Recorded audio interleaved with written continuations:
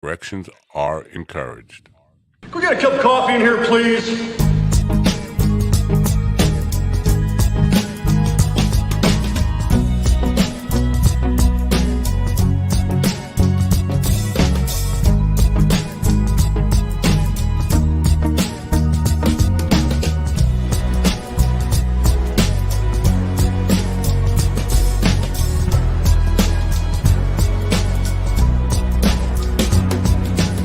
Damn good coffee and hot. Wake up, America. You've got a dog that needs walking. That's right, sunshine. Just put on a big pot of strong coffee and get ready to type your little hate mail with your opinions about kumbaya and flat earth insanity. Stand-up comedy? You want stand-up comedy? Well, we've got sit-down comedy. It's time for Coffee with the Dog. You make me laugh.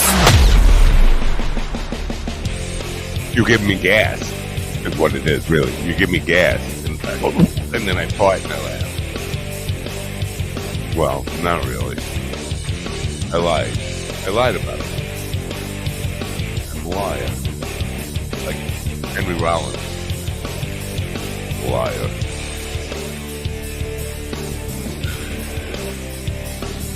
Oh. In the dang tang. Oh. Good morning, people of Earth, which shall not be with us that much longer. We are in the final days, the end days, as they say. And I really don't care. Do you? Yes, you probably do. Just start off. Today is Monday, October 9th, 2023. Happy 83rd birthday to John Lennon, 75th birthday to Jackson Brown, and whoever else's birthday out there. Happy birthday. I'm not going to say happy birthday to everybody. I started out with a dead guy. I'm happy that it's a new week. If you're here, I'm guessing you're not here to hear more about the Middle East. And that's a good thing, because I don't want to talk about the Middle East. Now, I think the Rev, when he gets here, he might want to talk about the Middle East, but I don't want to hear about the Middle East. I'm done. I'm done with hearing people's opinions. All I will say about it is religion is the dumbest thing man ever invented, and I'm just going to leave it at that. And you are entitled to whoever you want to stand with, stand on, stand under, stand next to, whatever side of any kind of craziness you want to take, who you want to say is responsible, who you want to blame, go right ahead, knock yourself out. It's religion. It all comes down to religion. And the belief that God is on our side. Well, God's not on your side. Believe me, he's on the other guy's side. If you're a Met fan, you know this to be true. If you're a Jet fan, though, last night, God was on your side. How about that? And you won if you bet. Bet. You won money. So God is on your side for today. Until you spend that money on something terrible and bad things happen to you and your life is doomed. We're all doomed. I am very morbid quite often on this nonsense that I do every morning. And it's not just me. I'm not the only one dying. You're all dying. You're dying too. So let's make the best of it. Let's help each other laugh and get through this craziness and forget about the arguments and petty bullshit that you will see on social media. And, coming back to where I started, religion is even dumber than social media. Nothing has divided. You think social media has divided us? Man, this idea that God is on my side against you, God wants me to win. He wants my football team to win. He wants my country to win. He wants my school to win. He wants my podcast to win. I don't have a podcast. I'm tired of calling this a podcast. It's a live stream internet radio show. Could be a terrestrial radio show sometime in the future. Now, I am glad. I'm usually not glad Monday comes around. I usually hate Mondays. I don't like Mondays. I'm like, who did that? Bob Geldof, Boomtown Rats. I don't like Mondays. There was a girl who killed her entire family, and when she was being arraigned and asked why she did it, she said she didn't like Mondays. That's going a little far. I generally don't like Mondays, but this Monday I am very welcome Monday because starting with Friday morning, uh, man, it was the most insane weekend, most uh, bullshit-filled weekend of my life. And that's saying a lot because I've had some bullshit-filled weekends in my life. As you know, if you were watching the program, it started out okay. On Friday, Tommy Chong was the guest, and then my internet guy decided to work on my connectivity on the pole out in front of my house about 15 minutes into the conversation with Tommy and cut me off. Thankfully, Carl was here to save the day, pick up the ball, as they say, and continue the show. And then I got back on, and turned out, um, here's the thing: back in May 15th, we got a full tank of oil, heating oil, home heating oil, and we don't use the heat from May through September. So that should last. All it's used for is to heat hot water for two people in the house. It's not like we're taking 15 showers a day. There's two people here. That's 2 showers a day, running a dishwasher in hot water once every couple of days. A full tank, we're talking 250 gallons of heating oil, should easily last well into October, almost to November from May 15th. It should, but it didn't. And the gauge was broken on my oil tank, so it didn't go down. It still looked almost full. It stopped going down like 3/4 of the way. I'm thinking we got 3/4 of a tank. No, no, no. Ran out of oil while I'm yelling at the cable guy. Turns out my wife discovered that we were out of oil and the oil burner shut off. She ordered, and she called up the oil company and asked for an emergency delivery. And then they had to come. They needed cash, so I was back on, and then pounding on the door, and a guy is here delivering oil, but I don't know anything about it. And I don't have the cash. My wife went to the bank to get cash for the guy.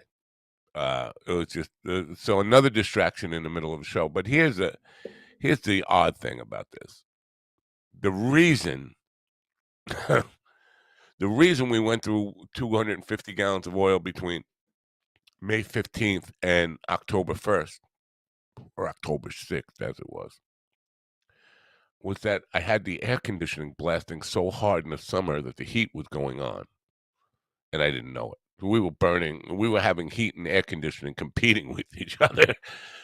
My fuck up there. Hello. I feel stupid. Yes, I feel stupid. Of course I feel stupid.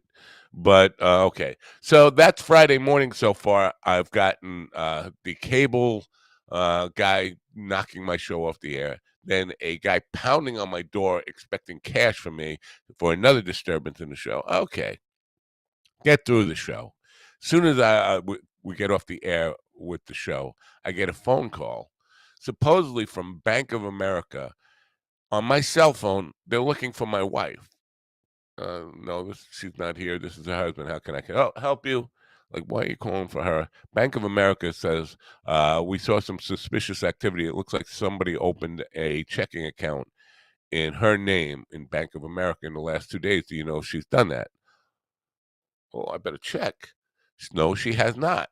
Okay. There's been some fraudulent activity. We're glad we red flagged it. We want to let you know about it.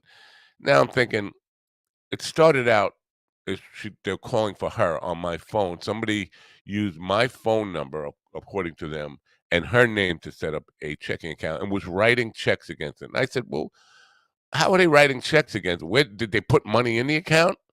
And they're writing, they deposited stolen checks. Stolen checks. Not making much sense anymore. Starting to feel a little scammy already. And they're starting to ask for information that I'm not giving them. They're getting a little terse with me. And long and short of the story, they're trying to tell me that Zelle, the money transfer people, were going to be taking money out of my account Like, how do they even know what bank I'm in? Uh, to make up for the stolen funds, and it wouldn't be refunded and all the stuff. And I'm smelling a scam a mile away. And I'm starting to say this, and now they're getting angry with me. And so I said, you know what? Hold on a second. And I called the FBI. And I said, I think I have a scammer on the phone. Hold on. And I conferenced them in, and they were listening. And basically walked through this whole thing. And of course, it was a scam. Hour and a half on the phone with these people. And then it's hung up. I finally hung up because this woman was yelling at me. How dare you be suspicious of us? How dare I be suspicious of you? You called me asking for my wife on my number. Anyway, so I hung up on them, and the FBI said there's nothing they could do about it. Now, when they called me, they had a number, and they said, Google this number, and the phone number in there, and it did come up as Bank of America. So they're spoofing Bank of America's phone number somehow.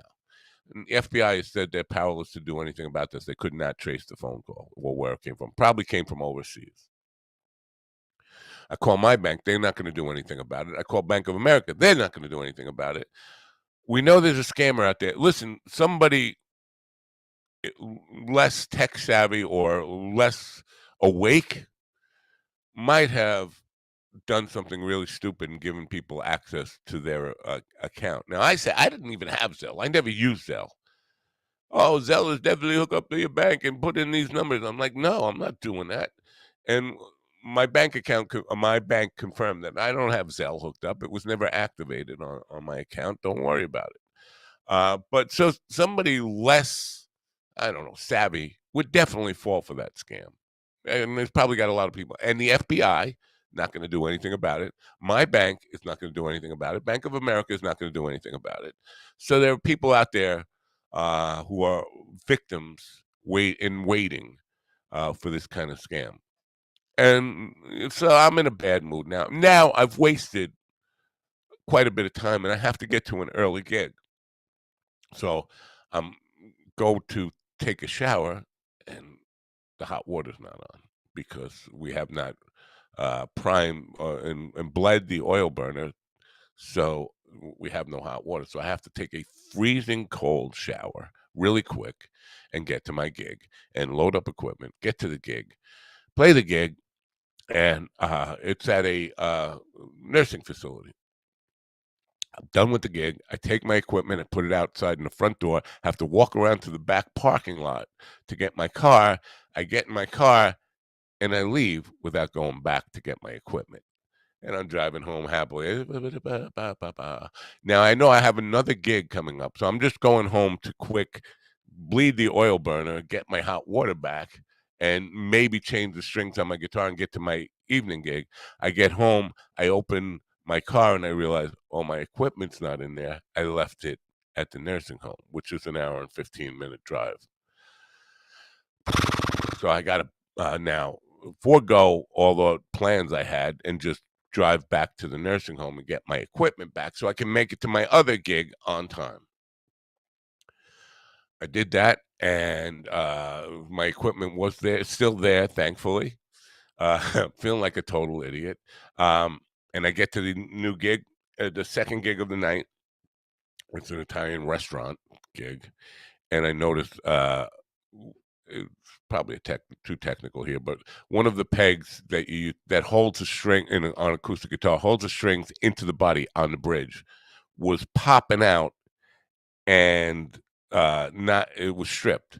So I'm having to play the entire gig with my elbow kind of banging that thing in between the peg back in for 4 hours. It was a fucking nightmare. Fucking nightmare gig to get through. And even the guys I was playing with didn't notice, and we got through it. Again, I get done with that gig, and I get home, and now I'm fucking shot. I'm shot. I'm gonna get in the hot tub in the backyard, and it's cold out now. And but I just need to just relax. I'm gonna have a beer and sit in the hot tub and just drown. And I'm out in the backyard, and I start to take my clothes off, and a big buck comes up, boom, bangs into me, and he wants to fight, and a deer, and It's midnight, and he's looking for a fight with me. And I'm not in the mood. I've had a day where listen, even if I were in the mood, I'm not fighting a big buck.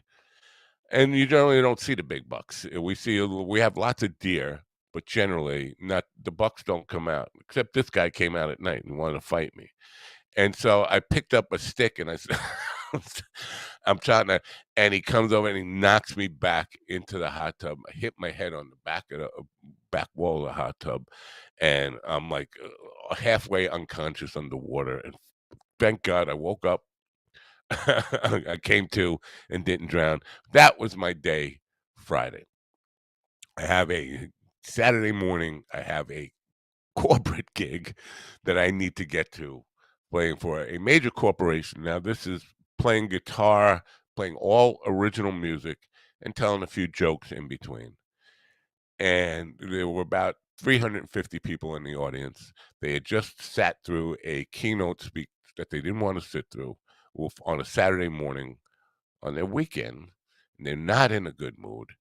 And they're listening to me try to make them laugh and try to make them happy and sing happy songs, and they're not buying any of it. They are just not even that, not even a smile at any of the jokes. It was the most,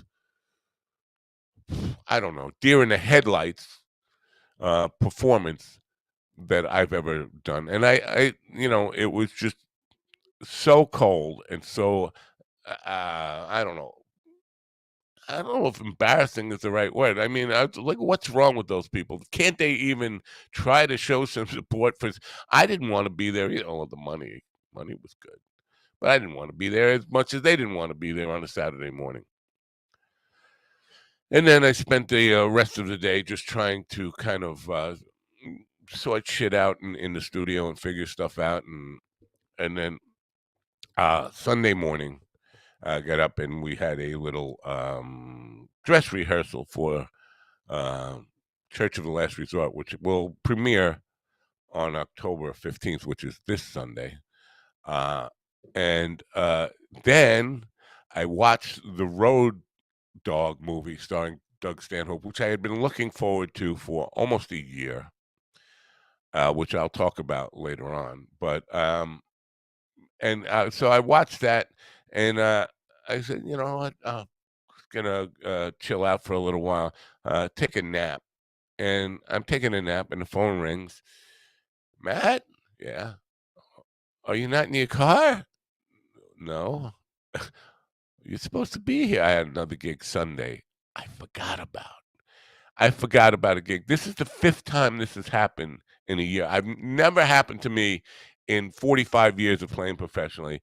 And the odd thing is, I looked at my calendar yesterday. I was reading off a couple of times yesterday because I was setting the schedule for the week.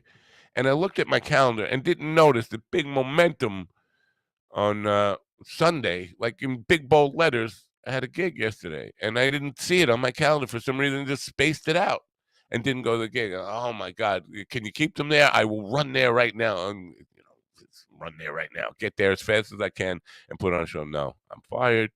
That's it. I said, I'll do a freebie just to make it up to them and apologize to them. No, we don't want you around. You unreliable fucking old piece of shit. You. Well, they didn't say that, but that's what I felt, and it was devastating to me because I'm feeling really bad. Not that I keep coming back to the Tommy Chong. By the way, Willie and I did get a chance to finish that conversation with Tommy later in the day, and we will be editing that together and putting it together for replay at some point. But I kept coming back to the message that he was giving us, is that everything happens for a reason.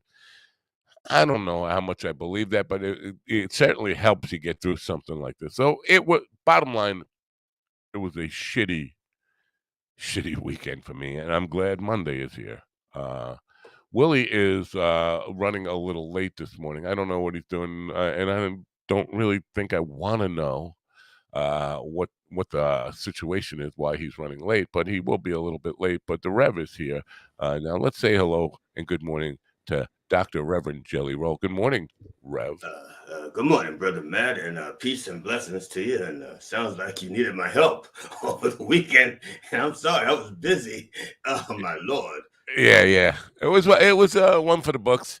I don't know. It's like I don't know what I do to attract that kind of energy, but because when Willie was worried that thing might go wrong in Friday morning, and I didn't understand why. And I was like, no, nothing go. This is easy. We do this every day. Nothing's gonna go wrong. And then I shouldn't have said nothing's gonna go wrong because everything all day long things were going wrong. So it is what it is. Anyway, how was your weekend? Did you have a good weekend? Did you have a weekend? Not much of a weekend. As a matter of fact, I didn't plan on being here this morning. GD was going to be here this morning, but he had a really rough night, and so he contacted me and asked if I'd fill in for him because I said sure, But that would be an interesting phone call to watch and be a fly on the wall for when GD calls you.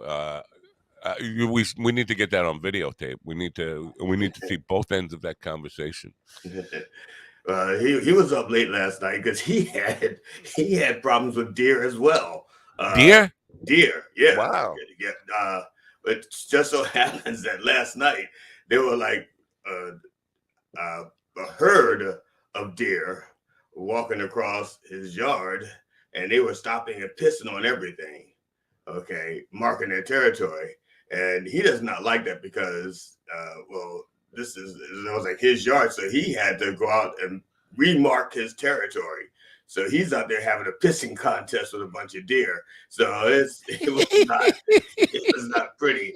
But he was dehydrated this morning because he had to keep. Because I don't know if you've ever seen how much liquid a deer can mark down, to mark a territory. But when you got like a dozen of them doing it, and you're trying to remark your territory, it's dehydrating. So GD was like he was no shape this morning. So he called me, and I told him I was busy, but I would do it because I'm going to promote the show anyway. But GD was just trying to defend himself because for some reason, when you mention these comedians that are funnier than this Steven guy, you never mention him. And so he was like, he wanted to defend his title. He was pissed. And all right. I'm glad you brought that up because we do have a new segment. I kind of wanted to wait for Willie, but he's not making an effort to get here on time. Fuck him. It doesn't matter. It really doesn't matter.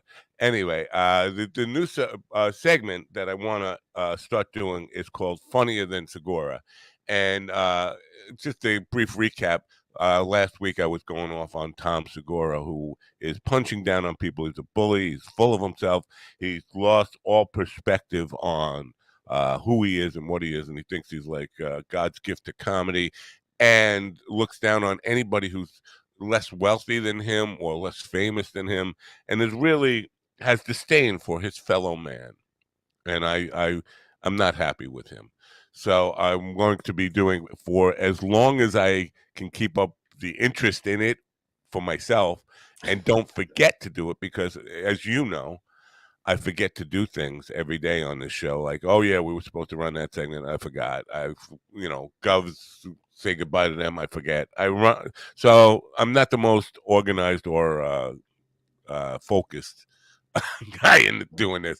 But for now, I'm going to run this segment every day. It's focusing or just highlighting one comedian who is funnier and as hardworking as Tom Segura, but not quite as wealthy or as famous and all that kind of stuff. This segment is called, what is it called? Funnier Than Segura. Comedians who are funnier than Segura.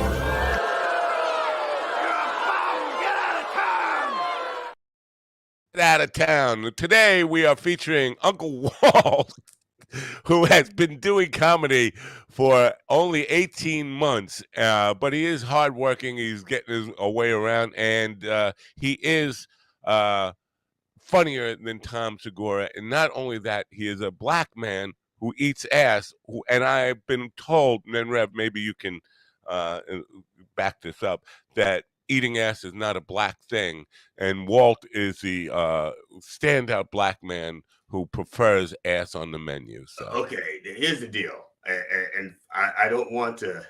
I hate doing this, but this is for black people everywhere. Uncle Walt is a character. He's not a real person. Okay? And so Uncle Walt can eat as much ass as he wants, but the real guy has never touched it. Okay, I'm just saying. So yeah, Uncle Walt is not a real person. I don't want to. I hate doing that, but he's a character. Yeah, I get it, but this feels a little like the kettle calling the kettle black, if you know what I'm saying. I'm sorry, no, I don't know what the fuck you talking about. No. Anyway, GD Fenderson is in the chat room. He says, "Oh my God, I am way funny." We agree. You are way funnier, GD. But we are we only have room for one a day, and Walt was. I felt, to be honest with you, I felt like citing Walt first would be the ultimate diss to Tom Segura, and so that's why I chose Walt for today. Also, I knew it would piss GD off. Yeah, you're damn right. Because they used to work together. As a matter of fact, I used to work with Uncle Walt as well. So the three of us have worked together. Wow, I did not know that. Yeah, there's like you're not talking 6 degrees of separation. We're talking like no degrees. No degrees, right? Yeah, we're just separated by anxiety and hatred. That's no. What is contempt? That's a familiarity breeds contempt. Yeah. All right. So that I need to end the segment, and I'm going to play the intro just like it's an outro. Comedians who are funnier than Segura.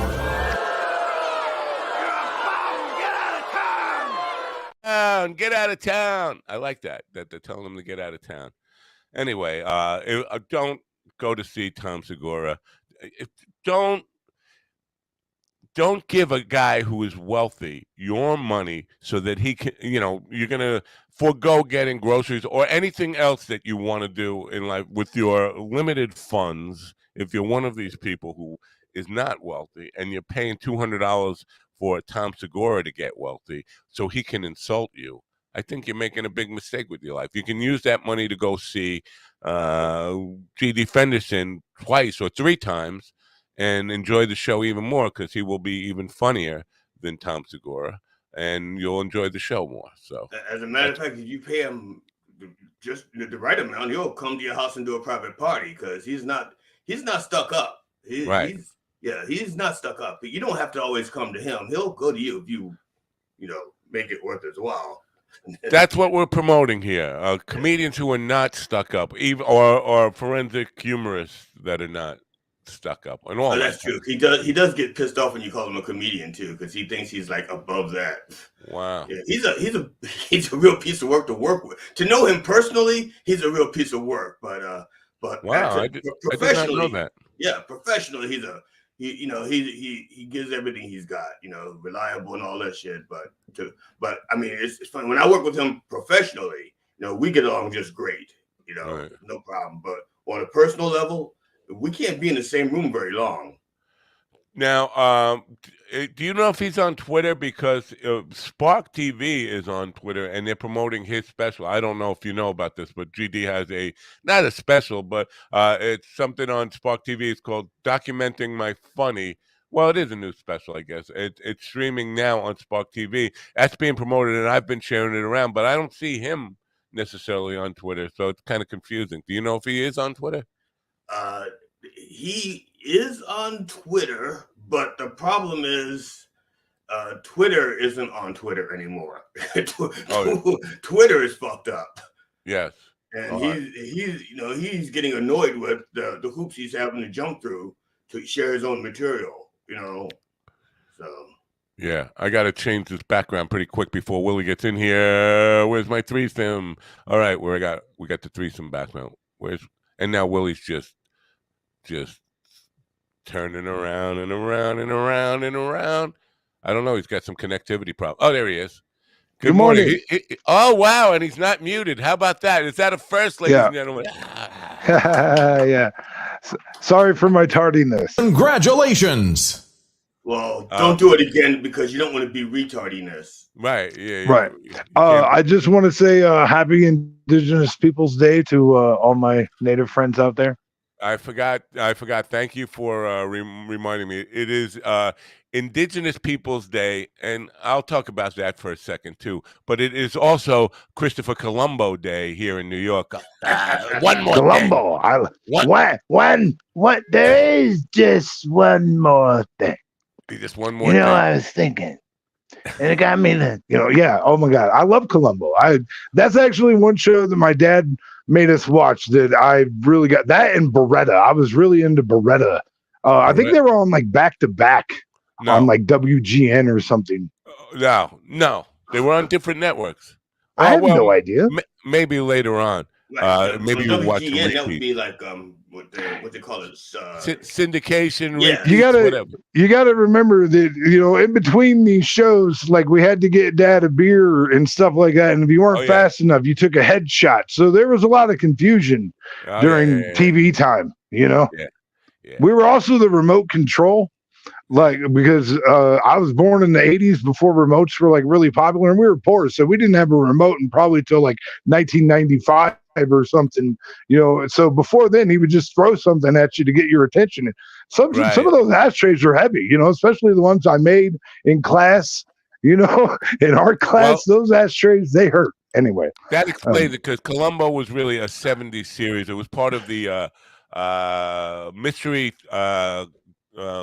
special, the mystery special. Right. So I had to be watching the rerun syndications, right? Yeah, it was Columbo, Banachek, McMillan and wife. McLeod. McLeod was part of that as well. Yes, Dennis Weaver. And man, McLeod, I really put you guys down memory lane, didn't I? Jeez. And McLeod was based in Albuquerque. Oh, actually Santa Fe. Nice. He was a cowboy, but that they brought him to New York City. He was a sheriff in Santa Fe or something, and became a detective in New York City, a murder detective in New York City, but was still a very cowboy way. And if you probably obviously aren't old enough to remember this, but in the 70s, New Mexico was still stuck in the 1870s in a lot of ways. So, was it? Okay.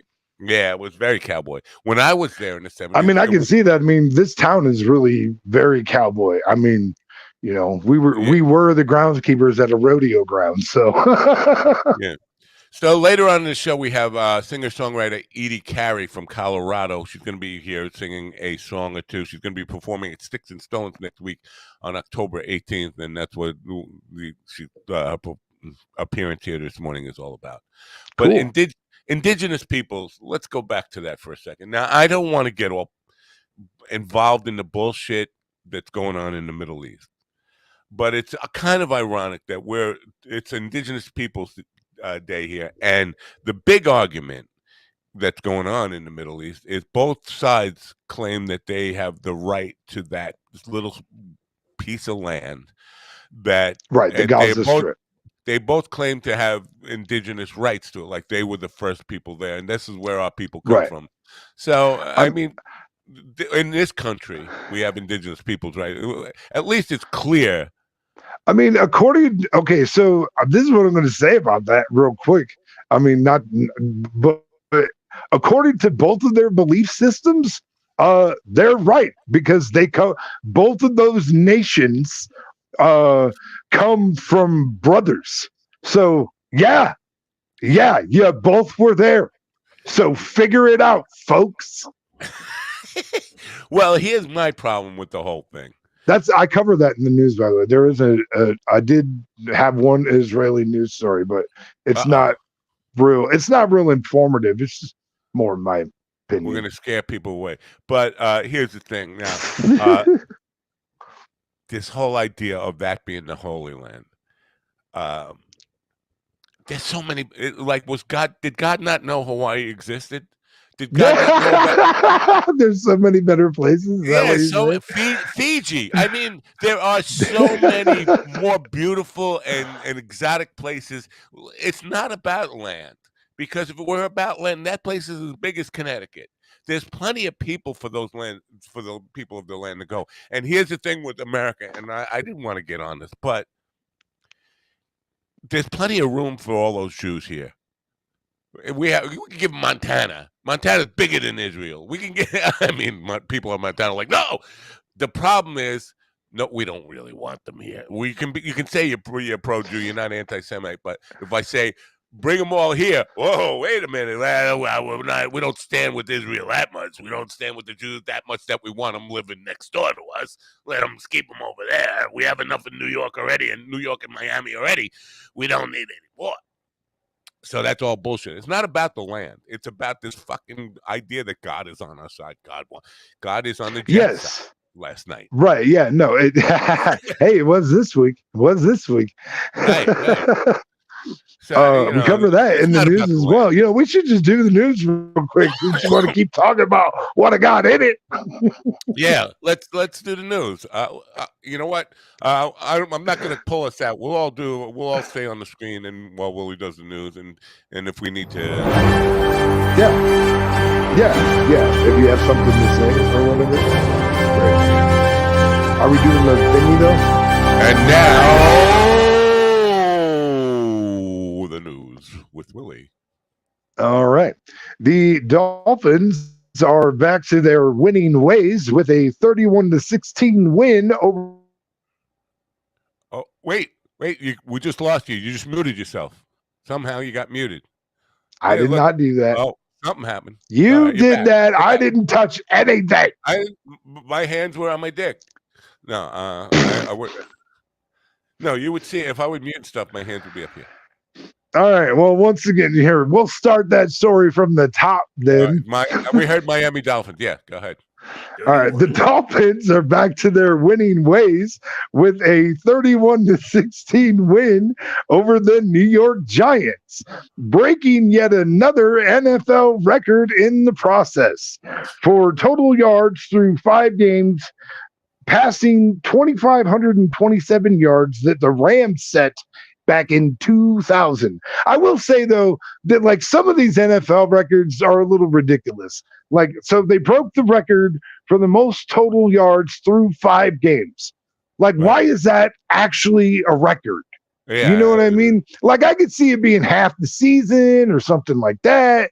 But you gotta have nothing better to do with your life than to. It feels like chess licking to me. Out and say, yeah, this got to be a record of some sort. Let's make one. They're competing with baseball because true baseball fans have a little book of every stat of everything in baseball, and football did not have that for those geeks, so they just started making up stats, and they were just so it's it's like kids inventing games. And they don't know how, and they don't know any better. So they got sticks and stones, and they're making up games. And then they have to change the rules as they go along because somebody got poked in the eye with the stick, and they go, "We can't play that game anymore." I'm sorry, my family kept playing that game. They didn't care. They just put a patch over it. You'll be fine.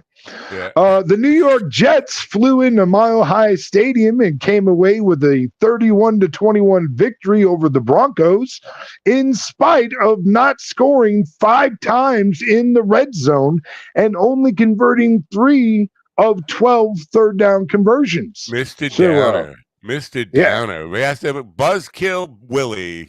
No, listen. No. Honestly, kudos to them for finding a way to win despite those factors. Those are key factors in a game, and they still scored 31 points. Okay. From outside of the red zone, but all 5 times they were in the red zone, they did not score. That's definitely worth noting. And it's an NFL record. It might be. I wonder what the record is for most times in the red zone in one game without scoring. That would be.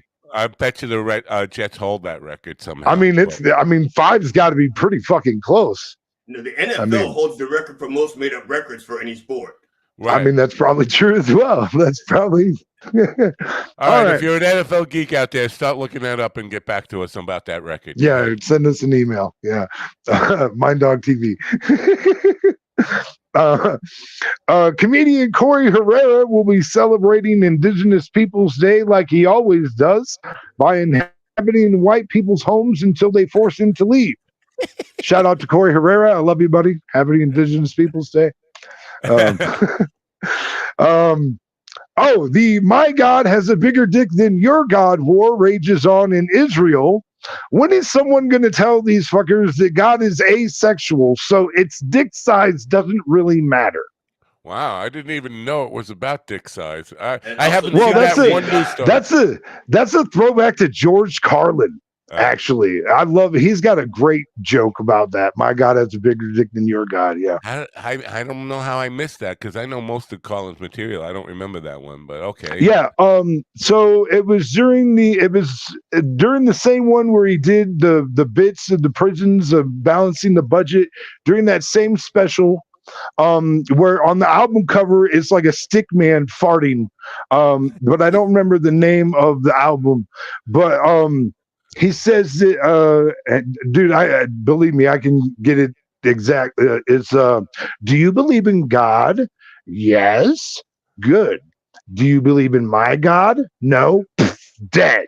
My God has a bigger dick than your God, and that's what the whole, yeah. Got it.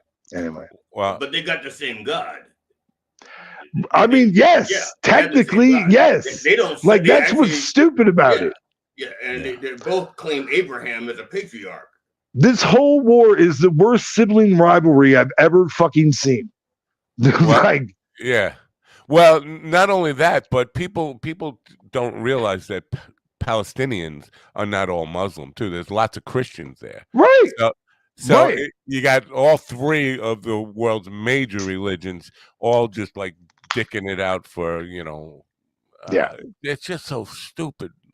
And I don't want to outlaw religion. I mean that would be, but you should be able to believe whatever you want, but you should be smart enough to know that if your beliefs are incongruent like that, maybe you need to get a new belief.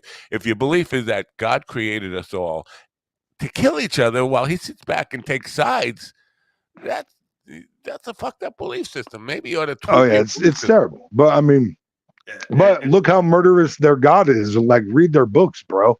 Now, if I may just put in this small selfish contribution to this conversation. Those of you who believe that the end times are near and that you don't need your shit, donate your shit to G.D. Fenderson. He will take there it. You go. Okay? There you go. Just leave your stuff to G.D. Fenderson. He will take it. But true believers only, because he doesn't want you to try to get it back once he's got it, because he will sell the shit off. Don't do what I did with my television in prison. What? So when I was in prison, I was getting out in in December of 2016 is when I was set to get out. And you may remember that in the fall of 2016 is when the Cubs won the World Series, and I've been a Cubs fan my whole life. And so I had given my television to the property department to put into the loaner program, because my last 90 days getting out of prison, I wanted to focus on reentry stuff, and I didn't want to waste my time with television. But I didn't know that the fucking Cubs were going to get in the goddamn World Series. And so yeah, right. So I fucking had to go back to the fucking property department and borrow. I begged these motherfuckers to give me back my television so I could watch the Cubs play the World Series. And then they would give us these little white hand towels, and I had found a blue marker. And I fucking made a big ass blue W on this fucking white hand towel. And when they won that night, dude, I fucking ran up and down the fucking, because where I was incarcerated at the time was the Mike Durfee State Prison. And that's an old college campus that they turned into a prison. And so some of the housing is dormitories. So I'm literally running up and down the hallway of this dormitory. This is now like a housing unit.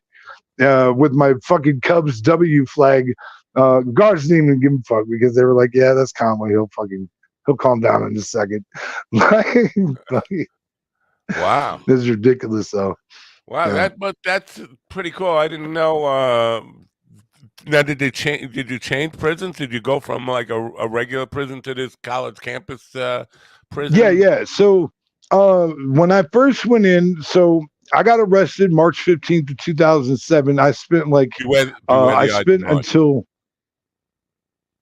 yeah, again, yes, beware the eyes of Mars. I spent until October 30th is when I got shipped to prison from county jail. Wow. And then I spent a couple weeks in A&O, which is technically in the Jameson Annex, which is their maximum security facility. But then I went to the Hill, which is I want to say a high medium facility. And I was on the Hill for 6.5 years, and then I got shipped to Springfield, which is a low medium facility.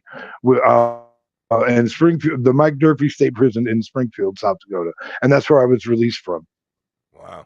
Do you ever get conjugal visits? Conjugal visits? No, Did you get? they do not have conjugal visits in South Dakota. If they had, I probably would have been married before I got out. But me and my second wife got married 2 months after I got out of prison. But she did 8 years of my number with me, whether it was like through pen pal when we started like dating and she started coming to see me and stuff like that. So I mean, she was there for a significant part of my number. Wow. You know what I Now, mean? if somebody goes to another cell and have sex, does that count as a conjugal visit? No, that's actually an L9 write up. That's sexual contact with another inmate. That'll get you thrown in the shoe. Happens all the time, though. That's Happens how they all the got there, time. though. They were in the chute, weren't they? And no, the shoe is the special housing unit. It's like jail for prison. So yeah, if you get caught fucking, you're going to the shoe. And I'll tell you this: if you get caught fucking somebody's not an inmate, like you get caught fucking a guard, you get caught fucking a volunteer or some shit like that, you're going to the shoe for 90 motherfucking days. They're gonna bury your ass in the shoe. That's and no pussy is worth 90 days in the hole. I'll tell you that. I guarantee you. Or asshole for that matter. 90 days in any hole. Yeah. Right. Yeah. No fucking thank you. Like with that, I did a little bit of time in the shoe, but fucking, well, I was a shoe orderly for like 3 years.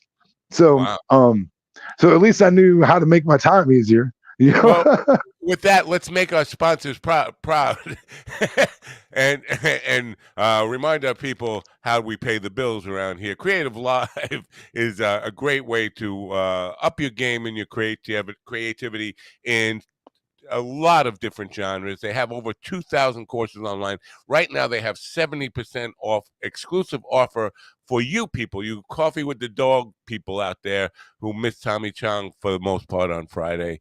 And they'll get it, though. They'll get it. Yeah, you'll get it. But anyway, so Creative Live, check it out. It's time to unleash your creative excellence. Dreams won't work if you don't. They never happen overnight, and they rarely follow a straight line.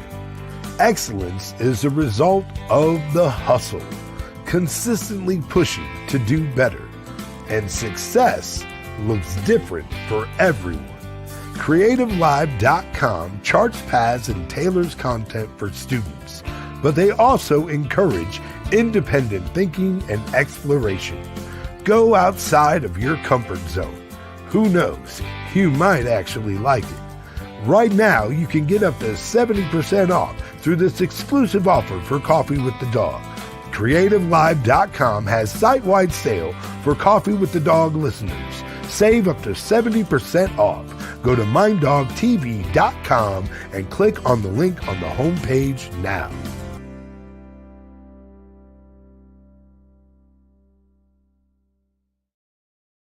long fade out ending, but good stuff. Anyway, go to creativelive.com, sign up and support the program. Also, you can go to, if you want to really support the program and support these two guys, you can go to mynddogtv.com/church. If you're so inclined and you need a Christian date, you can pick on Meet Christian Singles on the banner that's on mynddogtv.com/church. Or to support Willie, you can go to minddogtv.com/merch. I believe it's right on the homepage. There's a link to the merch stuff where you can get a cool new shirt that t-shirts, cups, aprons, you name it, stickers, all that kind of merch with Willie's mug on it, wearing horns that they finally admitted that wasn't a copyright violation on Friday afternoon. So Jeez, that was yeah, one good thing right. that came through on Friday afternoon. Anyway. Yeah. So I think that's it for the plugs for now. We'll probably come back to plugging some more stuff later. Yesterday, I Prayer forgot. requests for the Rev. I got fired. Oh yeah, we got. Yeah, I heard you saying that. Yeah, I got fired. I got fired from Momentum Nursing Home for forgetting a gig. It's my 5th time this year, 3rd time with them, and 2 other times I had just forgot gigs. It never happened in 45 years. And it's just because I'm overwhelmed trying to get this thing to where I want it. And right. I feel like there's some definitely moving in the right direction. People are getting more involved team-wise and all that stuff. The audience is growing on the radio, not so much on the live streams. It's pretty much, stagnated on the live streams in the morning chat room stuff. But it is what it is. But I feel like we're making progress and growing in the right direction. But I'm now putting so much effort into that I totally forgot I have gigs. And I looked at my calendar, and it was there in big bold letters on Sunday afternoon. And for some reason, I didn't see it. All I saw was the schedule we have for this week. We got some good comedians coming up this week. But it is a good week. Yeah. Are people off today? People off from work today? Oh, yeah. It's a federal holiday. It's a federal holiday. Yes. But I don't think most small businesses or corporations are even no, yeah, some of your smaller places, of course, but like anything, like a lot of corporate offices, any banks, anything like that, any government place is going to be shut. Courts aren't happening. Right. What about federal reservations? Are they open today? Poospatuck. Over here we have the Poospatuck Reservation, which they're not Indians, but they're black people who probably found some kind of DNA linkage to say they were Indian. But they're not indigenous people. I know the difference between a black guy I went to high school with who was always black until he grew up, and then he said, you know what, there's an opportunity to open a business on the reservation so I could sell cigarettes cheap and sell weed and beer and all that stuff cheaper than, like, almost at wholesale prices. Business stuff. So I'm just going to call it. It's like, there's a lot of black casino owners who are basically claiming Native American. I know you are not a Native American. Maybe you got as much as, who was that fucking woman out in the white woman who was I can't remember her name, but I know who you're talking about. Warren, not Warren. Warren, something Warren. Yeah. But I can understand. In her defense, I can understand, because she was just like, in my family, we were told that we were like 50% Cherokee and 25% Native. We were like, by the time we added all the parts, my family was 125% Native American. Okay. But that was all from lore. That was all from, and I grew up thinking that I was part Native American. I really did believe it, because whom am I going to call my parents liars? And I looked at my father, and my father had this beautiful straight hair. That came from somewhere. I didn't think it came from slavery. I didn't want to think it came from slavery. I wanted to think it came from Native Americans. But then DNA comes along, and shit, we're all liars. I mean, turns out I'm not 125% Native American. I'm only 2% Native American. From the Skim tribe, 2%. The Skim tribe, and they're known for their like milky white complexion. Is that enough to own a casino and say you're an Indian though? 2%? No, I think you got to be like 17% or something like that. Wow. I think it's Who came up with that number? I'm not 2%? sure, but for some reason that number really does stick out to me. And maybe that's for the tribal affiliation or something like that. In order to like join the tribe, Right. you have I to be like a certain percentage. I think the government went through and said, "Wait a minute, what number can we use that's respectable, but not enough that would give them so much power and so much land?" And they went through I statistics and mean, went, 17% is a good number. This I mean, because if we there's give probably them some truth to that, 18%, we're gonna right? have not enough, and they're gonna be complaining. But if we say 10%, we're giving half our shit away. So Right. let's find Right. a happy number in the middle. Now, on that subject, or sort of related to that subject, this morning I read an article, it's in front of me, called 27 people we assume to be white but aren't. People who could pass for white but aren't necessarily white.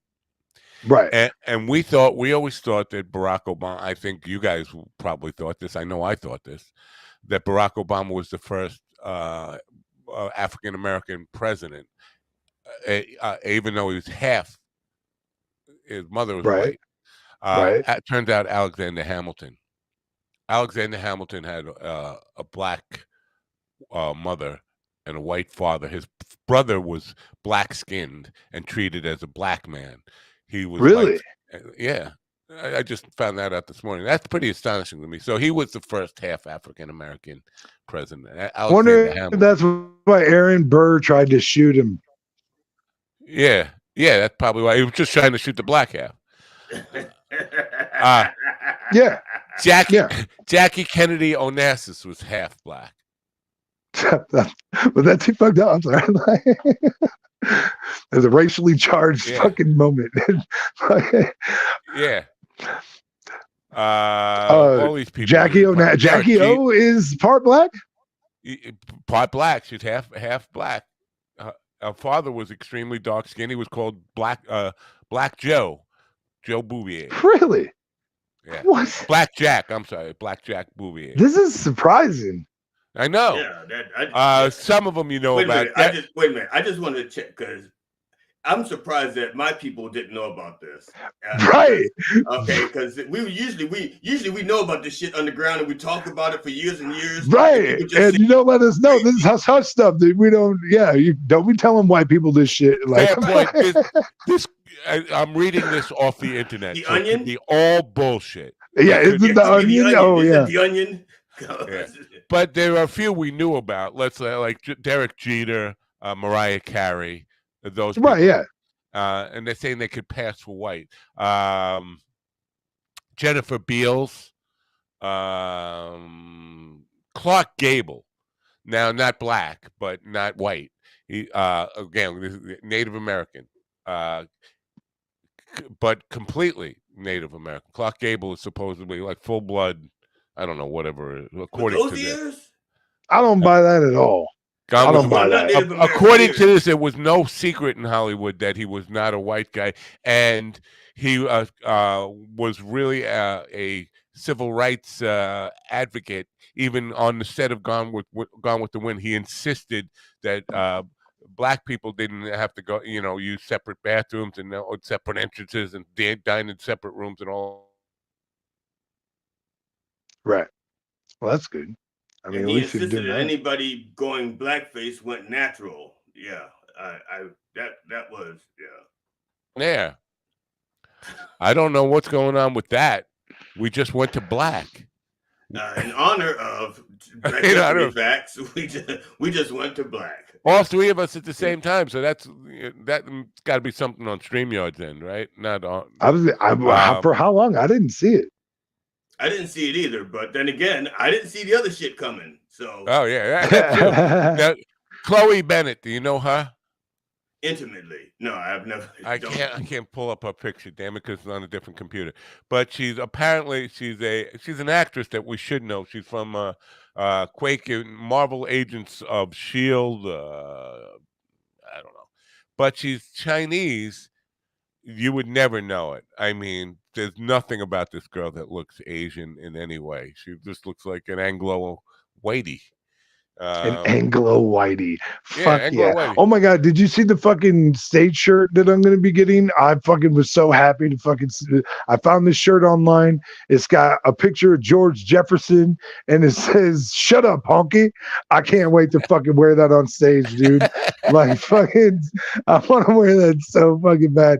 And the best part is like, oh, that's tax deductible. That stage is higher. That's going in the tax deductions. That's fucking, I'm so happy.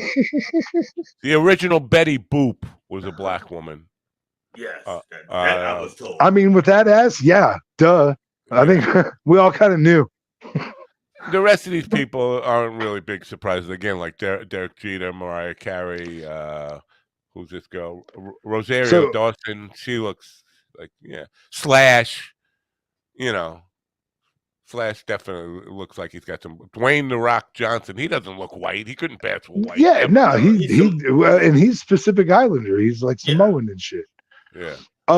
So you guys were talking about the reservation. My wife and I went to one of the reservations nearby yesterday to go get cigarettes, and we also came across this candy here. Do you guys remember this? Yeah. What is it called? Naco? Yeah, I don't know. Yeah, I don't know. It's like a necrophiliac. Yeah. This is a very old style candy. My wife, if she sees these, she has to have them. Wow. Like if I see these in the store and I don't grab them and she finds out, oh man, I'm getting it in the neck. The problem is the shape they sometimes get mistaken for tampons. So you have to watch. They do look like that. It definitely has that appearance. Yeah, but they don't have. It doesn't have an easy applicator. That's for sure. Yeah, it's an applicator. It's just not easy. Ram it right up. Ram it right in there. Yeah, man. Chat room is quiet today. Yeah, because it's a holiday or something, and their internet took the day off. I was noticing that. I'm wondering. I'm sorry I was late today. Have you guys ever had to like wipe a turd for half an hour? I don't understand why that's ever a thing. I'm questioning my diet. Wow. Half an hour, no. After I'm like, wow. I'm just like wondering, like, so you were that late because you were wiping your ass all that time? Well, no. I'll say just get some duct tape, put it over there, prevent the skid mark from getting to the drawers. No, it is why I started using like man wipes though. Like the flushable wipes or whatever, but people don't understand. You can only flush one of those per flush. Like if you can't use 2 or 3 and then flush them all down, it'll clog your shit. Yeah, and they can't. And once they get to the sanitarium, is that what they call it, where they clean up the water? Sanitarium. Sanitation center, maybe. Crazy people. Okay, yeah, sanitariums for the crazy people. I think it's like a sanitation center. If you're cleaning up our water, you have to be a little crazy. So those people, I mean, that's true. Yeah, that's true. They claim that those wipes like mess up their gears, their machinery, and so they're really. Oh, really? I didn't know that. Oh, yeah. You, like I said, you have to spend more time at a sanitarium to, you probably don't even talk to people who work at the sanitarium. That's what I'm just saying. So, I mean, usually I can't. When I'm at the sanitarium, usually I can't talk because they got me all hopped up on Thorazine and shit. But that's like, which they cannot filter out of the water. That's what I'm talking about. So that's also a problem. If you got extra Thorazine pills, don't just dump them down the drain and add them to the water supply. That's not good. Don't do that. That's right. Send them directly to Whiskey Dick Willie at the below address. Do not throw them out. Let him check the expiration date. Let me because I'll just say this: Dave Landau has a bit on waking up in the nut house, and I relate to it very much because I had a similar experience waking up in the nut house. I don't want to get into it today, but we will. I probably have shared that story before. When Dave comes back, we'll talk to him about that because my experience is almost dead on the same experience that he had. With the on Wednesday, what you got something? You got something? Well, I was going to say the first time I went to the nut house, I was a minor, and so I had to go to like school. there was like a class session So that the you had to first go time you to were in the every nut day. house, you had 2 nuts. That's I did. I did have 2 nuts back then. That's right. I wow. was dual testicle. That's right. So during one of the things they wanted you to do during your class time is they wanted you to make a sign for your door.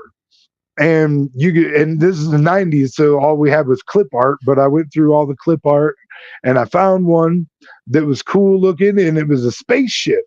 And they wanted on your door, they wanted to have your room number, they wanted to have your name, and then if you wanted to write like a little personal message, you could.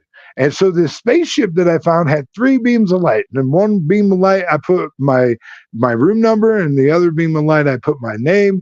And then in the center beam, I put, "They're coming to take me away, ha ha ha ha." That was a And classic song.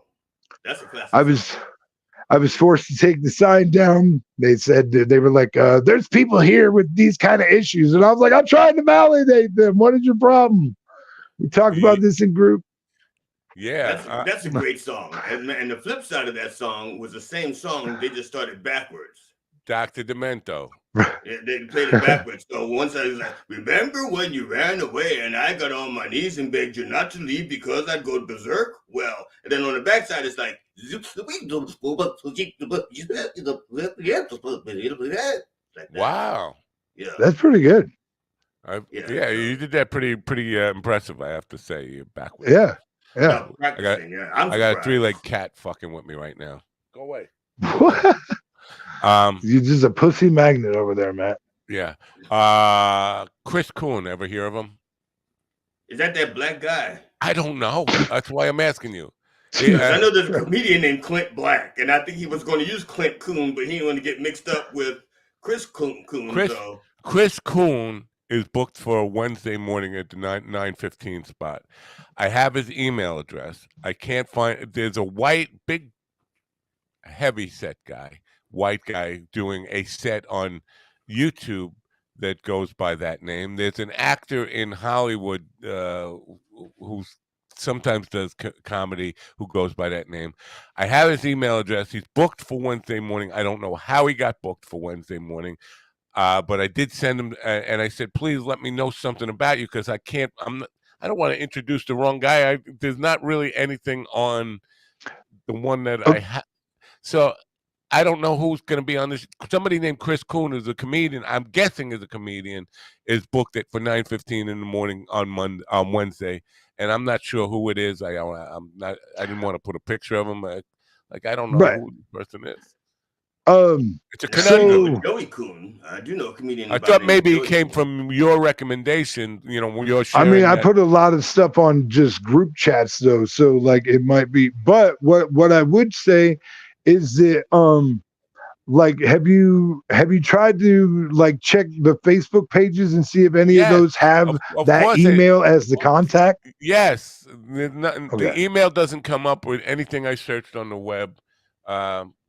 Yeah, it's got, I put in every effort I could. I put in hours of effort trying to figure out who this guy was. And I emailed him and said, let me know who the. Yeah, hopefully he emails you back. When did you email him? Saturday morning. Oh, man, he I still haven't heard hasn't back got you from back? him. So hopefully, you know what? I'm hoping he doesn't show up. God, Jesus. Probably a scam. Probably a scam. Or that he writes you back. Maybe he'll email you this afternoon. It is Monday. Yeah. Maybe he doesn't do emails on the weekend. Some people actually shut off. Yeah, I know. I don't know. I don't know how you do that, but I know, me neither. My wife tries to tell me that all the time. Some people, stop working from time to time. Like we're quite kind of overbooked at this point. There's no time to do like football. There's no time to do any of the other things that we do. Even the news, it's hard to squeeze it in with all these guests. So. I mean, I don't want to. I like having a full calendar of guests, but I don't want it to be so much that I'm thinking about adding another hour to the show because I can't accommodate all the fucking guests. So if it's somebody I know nothing about and it's made because generally when the form comes through, it says, "Tell me a little bit about yourself so I can do some research on you." He didn't even write anything. I don't know who this guy is. He's going to be on. He's scheduled to be on the show, and I know nothing about him. Like somebody's going to pop in there and say. There's somebody named Chris Boone here. I gotta say, it sounds like it could be an interesting intro anyway. Right. Because, like, I don't know who this guy I is. don't know. I I don't know don't why know the any. fuck he's here. I I don't don't know even what know the fuck he why wants to he's talk here. about. I don't know why he's here. What he's doing here. What? Hello, Chris Coon. What the fuck are you doing on my Yeah, show? what the fuck do you want? Like, just fucking, yeah. Oh god, it'd be fucking. I'd die laughing. I don't know about anybody else. I would fucking lose my shit. I'd be rolling. I have had. There was one time. I was supposed to have this pastor on, and I forget his name now. But for the 1 o'clock show, this guy had booked a thing. He wanted to talk about biblical relevance in today's world, and so I had his name, and I knew he was a pastor, and I looked him up, and this black guy, and I put him on the promo picture and all this stuff. Turns out there was a white reverend with the same name, but the promo was for this black guy. I'm expecting a black guy in the, and it's like is the whitest person I've ever seen. And now I'm like, well, you're not him. But so people, I said, here's the guy I promoted. I don't know. He's got your name, but he's clearly not you. So that was an interesting one. Wow. You know, Was he upset or did he understand? he didn't care. He didn't care at all. Right. Didn't matter to him. He just wanted to How have the godly of conversation. him. Yeah, yeah. No, it turned out to be a pretty good conversation. Generally, when I have people of the cloth on, I get a little nervous that they're going to be judgmental of me. I know this one is. He's very judgmental. Well, that's why we love the rep, because we know that there's no judgment there. He's like Planet Fitness. Yeah. Judgment-free zone. I did tell you guys that I tried the marijuana, right? Oh Lord. That is so disappointing. You're very, very judgmental, but just it's like not my dad. Do as I say, not as I do. Right. Yeah. I just thought that at your age you'd be doing the edibles by now. I'm sorry. I have edibles, but I've been laying off them, actually. Maybe I'll get back to them today. Maybe I'll get back to the edibles today. But yeah, so I tried it and I liked it. So I'm going to keep trying it. Now, are you a paper man, a bowl man, a full man, an apple man? How do you bong man? How do you what is your medium of choice? Of choice, it would be paper. Now, recycled or I'm just the small bamboos. Occasionally, I will do the big bamboos. Now, here's what happened. That's a reference to Cheech and Chong, Big Bamboo. Right. Well, that came with a real big bamboo. We used to use that paper that came in the album cover to roll like joints that were that big and that fat around. But at some point, my supplier, my rolling paper supplier, only had the big bamboos, and I just thought I was getting really good weed. Turns out, because I was just rolling bigger joints, and I was like, really right. And I was like, wow, this weed is much better. It wasn't, the weed was much better. I was smoking like an eighth of an ounce per joint. Is what it was. That's why, I love smoking blunts, but it's so dumb for me to roll a blunt and smoke it myself. I'm only going to smoke maybe half of it and put it out. And even if I smoke half of it, I'm going to be stupid because I smoke pretty good shit most of the time. So Would you hear about the Purple Daddy, the Super Purple Puff Daddy? No, Super Purple Daddy autoflower. It's supposed to be a world record. Now you talk about record books. Who keeps this shit? Record amount of THC concentration, 52.5% THC. I want some. What is it? Where do we get it? Wow. It's Super Purple Daddy autoflower. I'm going to tell you right now, the researchers have 4 brands that are higher in concentration. They're just not letting you know about it yet. They're keeping it to themselves. Right. They're like, they think this 52% shit is good. Wait till they find out what we got in our private stash. Now, how much is it? Because them moon rocks were expensive. I mean, they were good, but they were expensive. Yeah. Now, Zach, what was Zach's last name? Wiseman. I almost said Weinstein. Zach Wiseman, when he was here, he was saying THC isn't the determining factor. It's the number of terpenes. Yeah, it's the white count, really. Yeah. What's the white count? What you know what that means? I don't know what. It basically has to do with the crystallization, like what kind of crystallization it has. Well, this is the point. So, how do you know? Because if you go to these weed sites and there's this menu and it just has the 52% or 28% or whatever the percentage of THC listed, how do you know you're getting the best weed? This is what. It usually will have a white scale. Like if you click on it more, there's usually like a more information or whatever. Because usually most dispensaries are pretty good about having the white scale and all that stuff available as well. It was so much easier when I was a young man. Just getting it from some dude and you You didn't know just what it go, was. yeah. You want the high test or the regular? Give me the high So, test. Acapulco Gold. no. There were like three choices. There was Acapulco Gold, and I don't even remember the other stuff because that's all like. Afghanistan Creeper. Oh my god, that was some of the best shit I've ever had in my life, bro. What is it called? Afghanistan Creeper. This is some shit that my first wife had back in like 2000. We got a hold of this Afghanistan Creeper weed that like you'd smoke it up and you didn't feel nothing for a good solid 10, 15 minutes. And all of a sudden it just hit you like a ton of fucking bricks. It was fucking beautiful. That's amazing. No, I never heard of that. Now, when we were, Rev and I are a bit older than you. When we were young people, they didn't have sativa, they didn't have indica, they didn't have kush. Right. I mean, it was you had Mexican, which was grunt weed, dirt weed. You had Colombian, which was really good weed, and then you had Acapulco Gold, Thai stick, Hawaiian. That was about it. You didn't have like all these Gorilla Glue, Purple Daddy, Super Purple Daddy, Kush, and all that crazy stuff. And so it made it complicated. It made it really complicated. I don't know how kids deal with all that stuff. It is, but so I mean, you don't have to though, because you can still go in there and you can just tell them the basic of what you want, and you don't have to get specific. But if you want to get specific, you can. Like if you want something that's going to give you a head high, that's you're euphoric but creative or whatever. You know what I mean? Like I'd like to know that my weed is going to affect me that way, especially if I plan on writing or whatever. I know, twist up a little bit of this and absolutely. But I'll tell you, I think it's a lie because for songwriting, I have gotten sativa just for that purpose and nothing.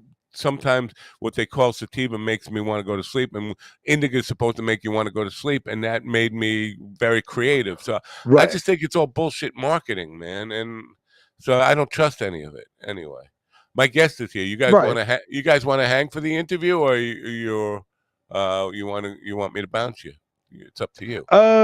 You can let me go. I don't have to hang out. That's all right. All right. I'm going to have a few questions. I listened to some of her music. This is Edie Carey, right? Yes. Yeah, I listened to some of her music while I was researching, so I'll have some questions for her, but only after she plays. We'll see you tomorrow morning, Willie. All right. Have a good day. Have a good one, guys. Go finish what you were doing that made you late. Because I feel like he probably didn't do a good enough job anyway. Don't you feel like that?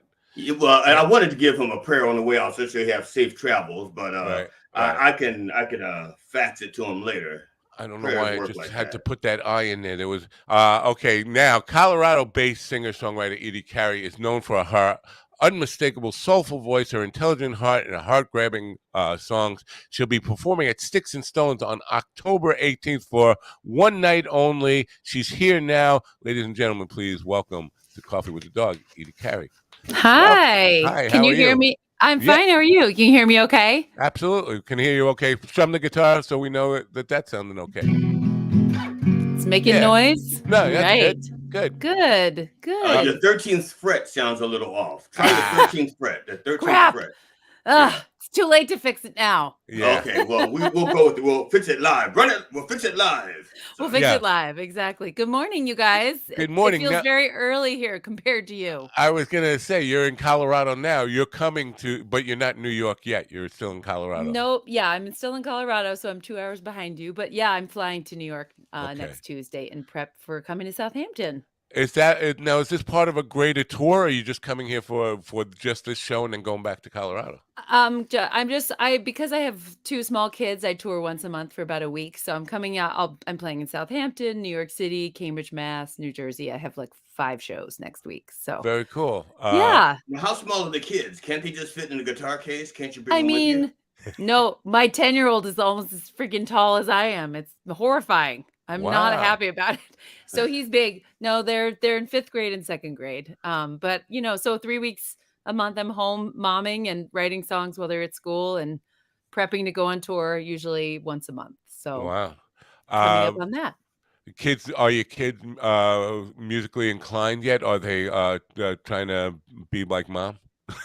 Yeah, I don't think they wanna be like me, but yeah, they're both musical. My son really is super musical. He plays piano and kind of like he does exactly what I did as a kid, is, like, listen to the pop station and memorize the nuance of every vocal and can kind of mimic it. It's really cool, but he's Wow. quite shy, so I don't know. He says the thought of singing in front of other humans is horrifying, so I don't know. That may change later, though. I was quite shy when I was little, and that It You changed. could sing at barn for barn animals or petting zoos. You could do petting zoos. Start off Animals, there. you're Yeah. right, right, they're Start very off there and work supportive. your way up. Yeah, You know they are. what? Yeah. I get your perspective on this because singing in front of people can be terrifying, but Yeah, for me, that was the reason I couldn't sing. yeah, It was the tension, the nervousness yeah, will close your throat. So, yeah. in Oh, order yeah, to be a good singer, you have to be really comfortable with it, yes, and it's kinda like a catch-22. It's like, how do you get comfortable, singing and get relaxed, until you know you can do it, and then I you can't know. know you can do it until you get relaxed. Totally. It's really funny because I studied abroad when I was in college, so many people pick a place to go learn another language, and because I had sung classically for so long, even though I was really bad at it, I sang a lot of Italian songs, so I was like, "I'll go live in Italy and learn how to finally understand the words I've been singing all these years." At that point, I wasn't singing classically anymore, but I went and I lived in Bologna, kind of in the center of the north of Italy, and I had just started writing songs, and I was like, "This is friggin' perfect. I'm gonna play these really terrible songs, and no one will understand the words, but I'll get used to singing in front of people as they walk past, in the main, like, plaza of the city." And I hated it, and it gave me horrible stomach aches, but I would make myself do it because I was so like you described, like, my throat would close, I get so nervous, especially singing my own songs, but somehow doing it in front of people who could only hear maybe the emotion in the words and not what I was saying was very helpful, and then by the time I came back I went to a school in New York City, I went to Barnard. By the time I came back, I was like, "Okay," just comfortable enough that I felt like I could get through that nervousness and actually share the more personal stuff I was writing. So it Wow. was a good way to kind of shoehorn my way into doing it in front of other humans. Okay, and we're gonna hear some music from you in just a bit, but, I just wanna talk a little bit about because when you're out, like, and you're gonna do this week tour, are you gonna be performing for people that know your music, well enough that so if you're performing this stuff, they know it and they're familiar with it? Mhm. Or as it is like this weekend, I did a, corporate gig, and it Yeah. was playing all original music, and nobody knew me. They didn't Yeah. know my music, Yeah. and their response was as cold as you can imagine on a Saturday morning. First of all, they didn't Oh, wanna yeah. be there. It's a corporate gig. They're In there the for a keynote, morning too. and they're being forced to listen to a keynote speaker, Yeah. then some entertainer they've never heard of doing Yeah. comedy and music, and then another speech after that, and they didn't wanna be there. So, Oh, but I'm I know trying those to gigs. these are personal songs, even though I'm trying to my purpose there is to kinda make it light and happy, but Yeah. still, I'm doing personal songs, and I know they don't know them, and they're done, and not even this, they're just looking at Oh, me, like, waiting for the next song, but, there's a difference between playing people that know your music yeah. and people who don't, and it's the first time so on this tour that are you Mhm. expecting people who actually know your music and are there to hear Yeah. your music? Every night of the tour will be different. Like, I'm from Boston originally, so I'm playing a club in Cambridge called Club Passim, which is like a wonderful old folk venue where, Baez played and Bob Dylan. That place is like a hometown gig. So, yes, I'd say 85% of the people who come to that show come see me play there every year and they know my stuff. But in Southampton, I've never played there before. So I will certainly have some fans who have seen me in New York and now live out on Long Island and are thrilled not to have to go into the city and will come see me play there. So that will be probably a lot of new people or people who randomly see that it's happening and they're like, "Hey, that's usually a comedy club, but they're having a folk singer. Maybe I'll go check it out." So that night will definitely be a lot of new people. And then I'm doing a private house concert in New Jersey with fans, longtime fans of mine. They'll be probably the only 2 people there who know my music and everybody else will be new. But I kinda like the mix. When I play for people who already know me, I always have the worry of like, "Oh, I haven't written enough new songs since last time, and am I boring them?" Which is sort of silly. People wanna hear what they already know, let's be real. But I love the challenge of playing to a room of all new people and knowing some people are not gonna get what I do, but some people might really need to hear this song right now because they're heartbroken or they just lost their dad or they really need to laugh at some idiotic story that maybe I share that makes them feel less alone, and so I like that it's different every night. I like that sometimes people will totally know my songs and sing along, and sometimes I'm breaking them in, and I'm gonna I'm make a hoping. I'm gonna make a prediction right now that Yeah, the 2 people that are hosting this house concert that you're doing, yeah. will have been completely and evangelical about your music to I everybody hope who's gonna so. be there, and everybody will have been listening to it for weeks on Studying demand. up. Yeah, so they all will know. That's my experience with doing I love doing house concerts for Me that reason too. because, Yeah. the people who hire you for it obviously love your music, and then they're going to be like, busy bees, Talking like you up. You're yeah, right. Yeah. absolutely, yeah. Well, So that you're right. I think that makes a huge difference. Like I often in a town like in Southampton, yes, I'm doing sticks and stones, but in generally if I go to a new city, I tend to do house concerts because I'm like if I play at a club, I have no idea if 15 people are going to come or 50. If you do a house concert, these people may not have any idea who you are, but they really like their friends, John and Jane, and they listen to they take their opinion seriously. So they'll go because they want to hang out with their friends, and then they happen to like you. They may be much less likely to randomly open the paper and be like, "Oh, that lady's playing. Let's go see her." And right, it's such a great way to make new fans. And then when you do play venues, then they'll come see you there. And the right. intimacy of house concerts is awesome. I love that you love them too. It's one of my favorite ways to play. Yeah, intimate is I love it more than, playing for 100,000 people, and I have played Mm. for the most I ever played for was 120,000 people opening Whoa, for Statler really? Brothers, yeah, many, many years ago, but That's that felt amazing. it just felt so weird and disconnected. I mean, It's there are people disconnected. 2 miles back. I mean, how can they possibly relate to what I'm doing over here? I Uh, know, and when there's an exchange with your audience, when you see someone emotionally responding to something that you are singing, it feeds your emotion, and there's this beautiful back and forth energy exchange that you don't get when you're playing like, when I play a 2,000 person festival, I'm kind of focusing on the first 2 rows because I need that human interaction, and it yeah, sounds like you feel the same way when you perform. absolutely. I Yeah. love that. I have a Uh question for Edie. If I could, Yeah. you've been performing since what, 1999? Yeah, I mean, a little bit, Okay. like, as my job, yeah, since '99. Okay. So, Mhm. of all your guitars, which one is your favorite, and how do the other guitars feel about that? You're gonna laugh. I actually have had this same guitar, this little Martin 0016 since Wow. I think I bought it in '97 right after I graduated from college, and it's just sort of shitty. Look at you can just see there's this cracks. It's been, like, broken open by airlines, but it sounds better than ever. So I did used to bring another one on tour, but I fly everywhere now. I used to drive everywhere, so I could bring a couple extra guitars, but I don't have to anymore. Yeah. So that's your favorite. So how do the other guitars feel about that?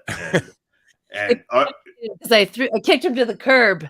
and now I used to give my daughter Cinnamon Yeah, guitar lessons, yeah, and I used to play videos of women who played guitar, and she yeah, used to get confused because she would see women with long nails and women with short nails, and they were all very good guitar players. Like yeah. I used to love to show her Charo, Oh who god, was yeah. yes, and Mhm, yeah.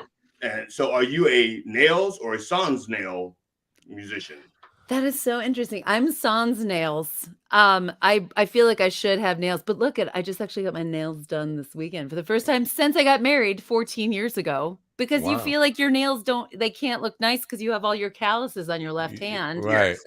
So you can't really press effectively down on the strings with long nails. So would it be weird to have the long and the, but I have friends who have like the acrylic situation so they can do finger picking more Right. kind of with like a sharper sound. Paul Simon was talking about that last week Yeah. with Howard Stern about it. I could never, I mean, use my fingernails as a pick.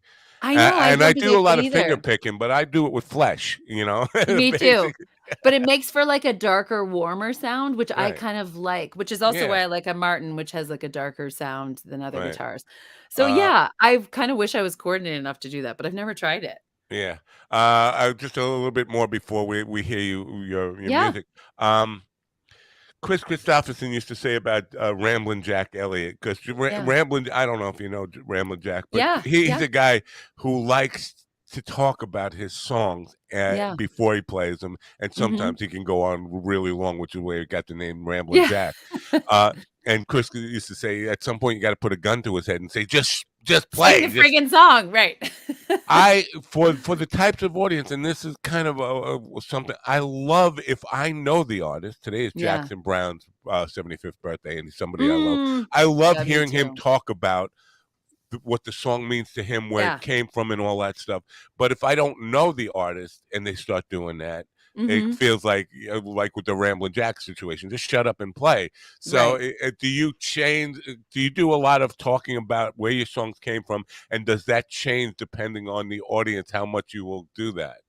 Yeah, probably. Yeah, I tend to give some insight into the song, but I don't like when I see an artist and they tell the it's like seeing a trailer of a movie and you're like, I basically don't need to see the movie. You just showed Right? me Yeah, yeah, everything. yeah. And it can be the same thing for an intro. I do like to give a little bit of like a tiny insight. My songs tend to be sadder or more sort of wistful and melancholy, but I like to tell a lighter side of the story in between because then you don't leave people feeling like, my lord, like, can you Right. give us some kind of levity here?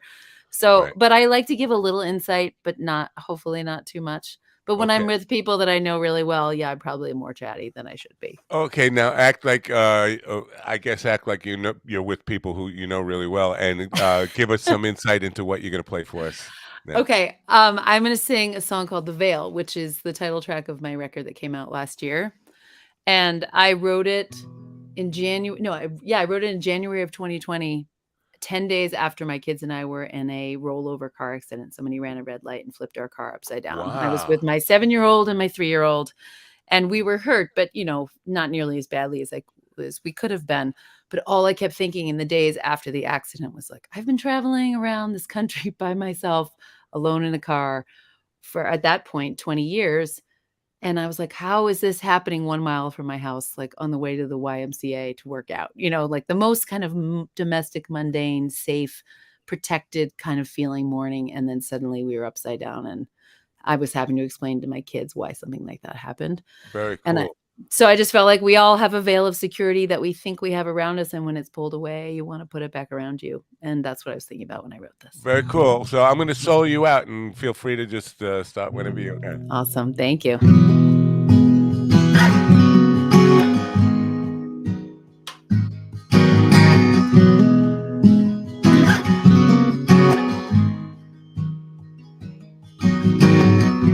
We thought that we could catch the moon in the window of the way back. Diamond stars on velvet blue in the window of the way back. Daddy carried me to bed, my arms heavy round his neck. If I was not sleeping, I'd pretend. Oh, the sweetness of your breath, just like when you were a baby. Full surrender on my chest, I've been noticing lately. Every day you need me less, and I know that's for the best. Yeah, I know that's for the best. Yeah, we cannot go back, no matter how we wish it. We cannot go back now. I've been traveling all this time, like I had a force field around me. Then for a moment we were flying, and the floor became the ceiling. A storm of glass and crushing steel. No, it did not seem real. My hands still clinging to the wheel. We cannot go back, no matter how we wish it. We cannot go back now. We cannot go back, no matter how we wish it. We cannot go back now.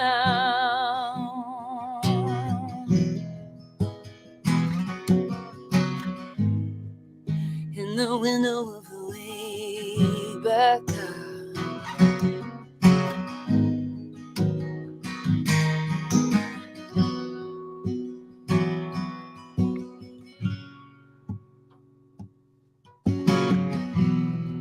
when I'm weaving through the crowd, I wonder, are they with me or against me?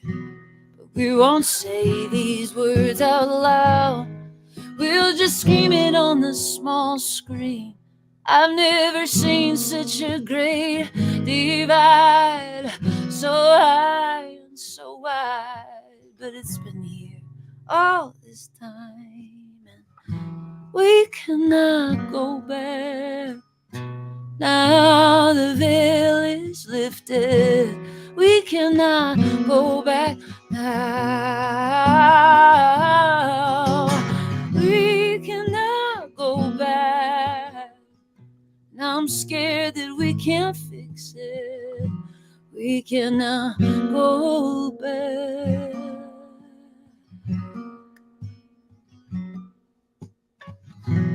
We thought that we could catch the moon in the window of the way back. Very cool. Morning voice for you right there. I know. Believe me, I know how. I can't get and it's not like I've ever been considered myself a singer. I'm a songwriter first and foremost, but I can't get my voice going. It takes an hour of serious warm-ups, and I know people who don't do any warm-up exercises at all, and can just sing, just get out of bed in the morning and sing. I am not that person. I have to do lots of warm-ups. I just dropped my kids off at school and did a lot of vocal exercises on the way home. So Cool. You mean like sit down and shut up? I told you it before. That was the first one. That was okay, yeah, that's my God, are you ready yet? We are leaving now. There was a lot of that this morning. Oh yeah. Yes. What kind We of do have a reverend schedule to is it? keep. Yeah. Yeah. Now, I hate that because generally when I get to a gig, if somebody doesn't know me and they see me coming in, the first question they're going to, what kind of music do you play? Yeah. And I hate having to put myself in any kind of genre because I play a lot of different kind of music. My influences are from everywhere. That's what you just played for me. I would probably consider it to be country more than folk. Oh, interesting. I don't get that a lot. I like that. That's good. When somebody would ask you what kind of music do you play, how would you answer that? I know I'm with you. I sort of hate answering that, especially for people who maybe don't know folk music at all, and their only idea of folk music is like 1960s, like like very pristine, like Kingston Trio type folk. I say usually folk singer-songwriter is what I usually say. But I mean, what does that really mean? Every song really starts as like a voice and an instrument, and then it gets fleshed out. It's really how things are produced that end up kind of defining what their I guess style you're is, right about right? that. My But fear with telling people the kind of music that I play is I'm just going to pick one of the many different styles that I feel like I connect to. Yeah. And if that's not the one that if somebody doesn't like country and I say country, all of a sudden they're going to be prejudiced against and have that in the back of their mind. You're I don't like well, exactly. That's my feeling is like if they're like, ew, folk music. I'm like, no, but if you like, I mean, Taylor Swift is a singer-songwriter who has more pop production, and before it was very country production. But if you put like Ryan Adams and Taylor Swift and I don't know, I'm trying to think like or Ed Sheeran, they're all singer-songwriters, really, and then you just I don't know, like, I'm a Grammy voter, and I'm listening like, it's Grammy week, the voting week this coming week, so I'm listening to a million different genres of music as I'm getting ready to vote, and I'm thinking, like, if you strip these down to their basic bones, so much Right. of this music really is the same. If you have pedal and lap steel on something, it sounds more like country, but even country is getting so pop, so what the heck does it even mean anymore, you know? Country is for a while, country was 80s hair music with a Southern twang in it. Now it's hip hop with a Southern twang in it. It's You're 80 absolutely right. Yeah, Old Town Road is, like, all you need to know about Yeah, that. It's, like, yeah. such a mix of everything. So, yeah, you're right, and, and so what do you normally say when people ask you? I say, well, now I've learned to say, "Why don't you listen to me? And when you're done, you can tell me what you think it is." That's good. That's a really or, like, "What kind of music do you hate?" Right. "It's not that." And then just say, "It's not that." But you're Yeah. right, because I think everybody draws from it whatever they're going to anyway, you know? Did you I have a had a comment, friend. Rev? Oh yeah, well, I want to pay her a compliment, but first I want to belong to the include myself in the other conversation. Yeah. I had a friend of mine who was a musician, and they asked him what kind of music did he play, and he says, "I play both kinds, country and western." Yeah. Uh, but It's very broad ranging. yeah.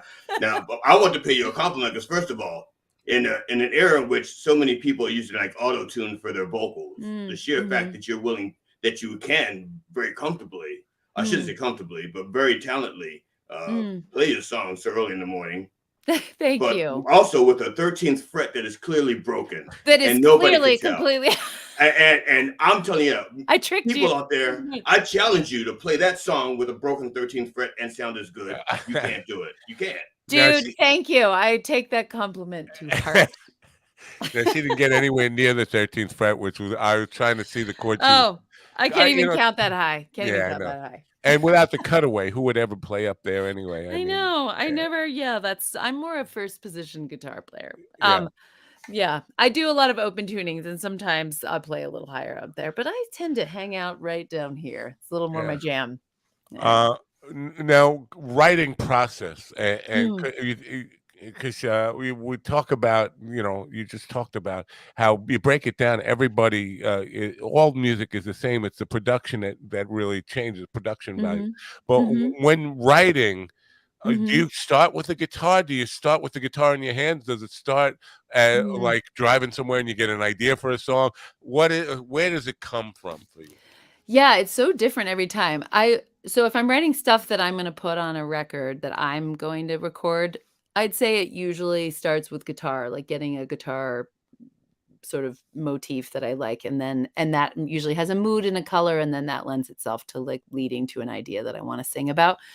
But I also write a lot of commission songs for people, like, fans of mine who are having, like, a birthday or even it's usually happier, it's, like, romantic or anniversary or something, I'll write a song for them. They'll send me anywhere from 3 to 100 pages about a person, and then I read through them, and then I sit down with my guitar and write the song. So for commissions, I tend to start with the specific idea because there's words Yeah, I know that I wanna get in there to tell their story. So it kinda depends, and then sometimes I'm writing songs for TV and film or commercials. Those tend to always start with words because I know there's specific ideas I have to convey for those things. right.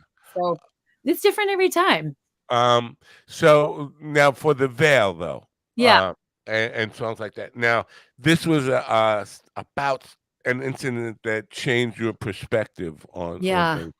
Did you say I want to write a song about that?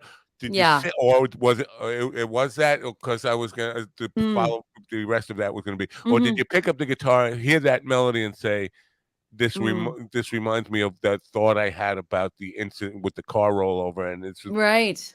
so that Normally it would happen that way, I'd say, but I when I so we had the car accident at the end of December, and then I had months before booked a women's singer like a women's songwriting retreat with a bunch of friends of mine down in Austin, and so I luckily had this place I could kind of go because I was trying to just hold it together for my kids, and I'd been hurt fairly badly, and I was emotionally just not in a great place, and I was like, "Everything's fine, guys," just holding it together, and then I was like, "Okay, now I can go and be with my songwriter friends and, ugly cry my way through a week with my friends and also have a place to kind of write and get the feelings out. So I very intentionally went there with the feeling like I need to put this somewhere, and it turned into that song that week. So that one, it was like a sense of real urgency.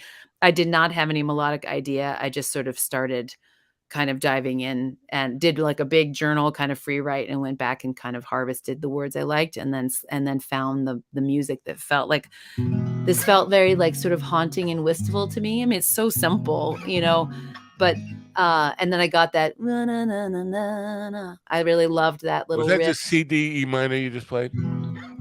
Yeah. My pitch is You're good. Your pitch is real good. That was amazing. Uh, Yep, on Capo 4. And yeah, I mean, it's so simple, but so often, what you're singing has a mood in your mind. And then when you can find the chords that feel like they match that mood, it's like the best feeling, it's the best feeling in the world when when those things kind of come together in a beautiful kind of synergy. So that Right. song fell out pretty quickly just because I think I had so much emotion pent up and I needed to put it somewhere. I feel you now, and I'm not going to keep you too much longer. I appreciate you getting up early. Oh, I'm I gonna keep love you for it. another 20 minutes.